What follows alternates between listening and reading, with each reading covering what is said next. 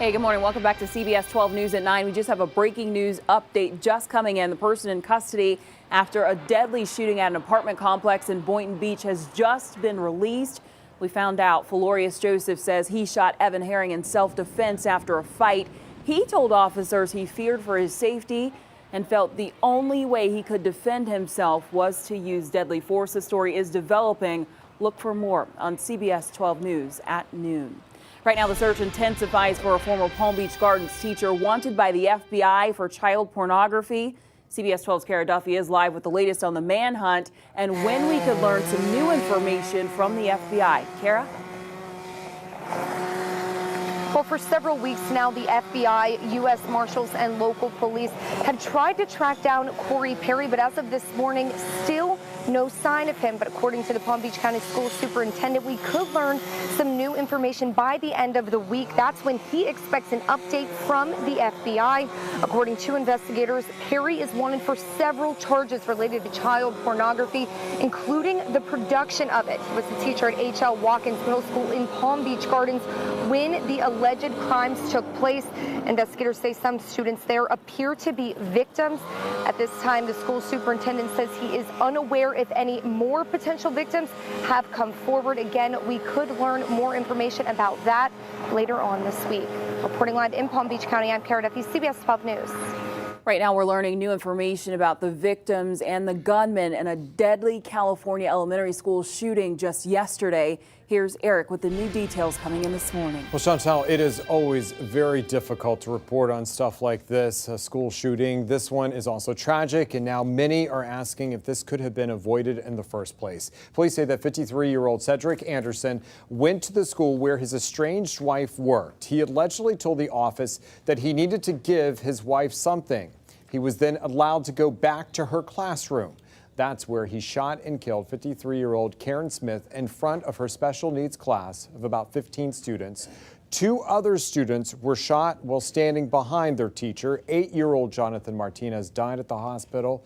The other student, 9 years old, is unstable right now. The gunman killed himself after he shot his estranged wife. Now, the couple had only been married for a couple of months, but they were separated for the past month and a half or so. The shooter did have a criminal history, including with weapons charges. He also had other women filing restraining orders against him in the past. Chantal, there's a lot of questions that need to be answered with this. Absolutely. Okay, right now, United Airlines is in defense mode after some shocking video that shows security officers drag a man from an overbooked flight. Oh my God, look at what you're doing! United says it was trying to make room for 4 employees of a partner airline. United called the passenger disrupted and belligerent and said procedure, even in this video you're watching, was followed. Right now, a lot of people, they're upset about this. It's what we're talking about this morning. Sam's kicked off the conversation on social media. Sam, what kind of response are you getting right now? Well, a lot of people upset about it, Chantel. In an email from a United spokesman, the company acknowledges the fact that the flight leaving Chicago was overbooked and apologizes for that, but says they did follow the right procedures. You're looking at that video here again. Now, the founder of airfarewatchdog.com says it's common for airlines to sell more tickets than there are seats because sometimes people don't show up. So here's what we want to know. Do you think policy on overbooking flights needs to change after this viral encounter? We want you to leave your comments on Facebook, then head on over to Twitter. We have our poll up for you this morning. Here we're asking you if you thought they were out of line in what they did, and 70% of you are saying absolutely. Let's keep the conversation going on Facebook and on Twitter. Just remember the hashtag, it's CBS12Convo. A lot of wind around outside. Meteorologist Chris Farrell's keeping track of the forecast for him. Let's check in right now. Thanks, Chantel. Boy, that wind is blowing the surf around, too. Take a look at that. That's the south side of the Jupiter Inlet. Look at the waves crashing right there. Normally got a lot of people fishing right there. Nobody's fishing because they don't want to get splashed with that water. Boy, it's some rough surf. We are tracking showers, too.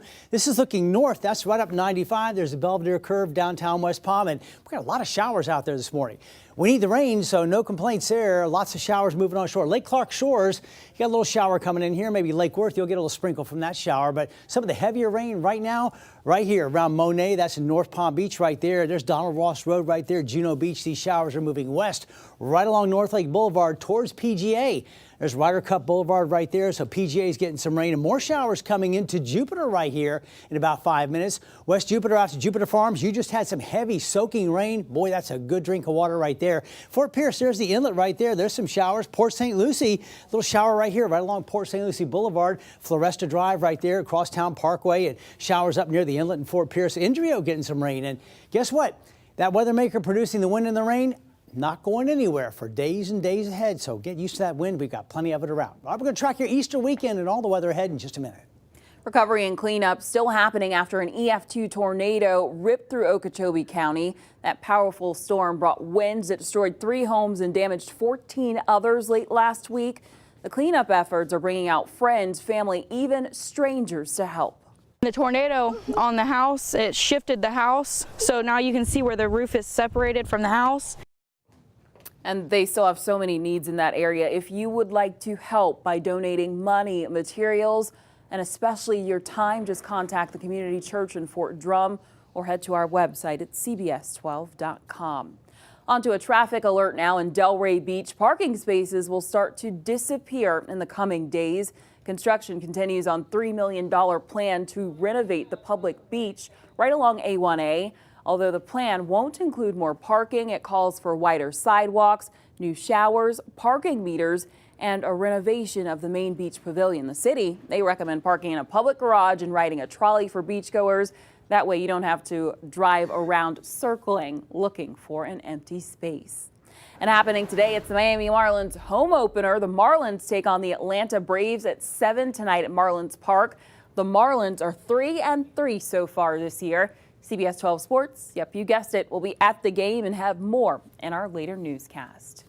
Still ahead, catching some Z's, how to feel energized in the morning, even if you toss and turn all night long. That guy looks like he hasn't slept in a while. Yeah, and wait till you hear what the experts say you should do.